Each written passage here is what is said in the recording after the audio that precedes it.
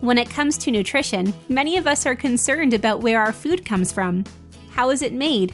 Does it fit in with a healthy diet? Does it positively impact the community? The new Canadian Food Guide suggests consuming food with limited amounts of sugar.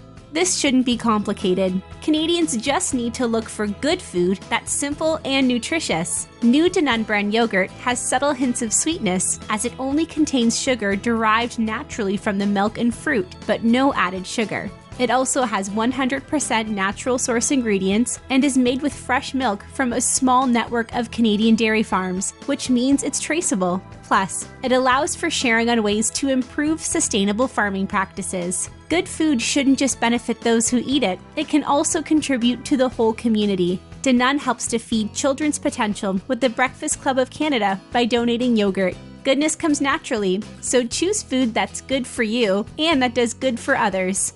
To learn more, visit danoneyogurt.ca.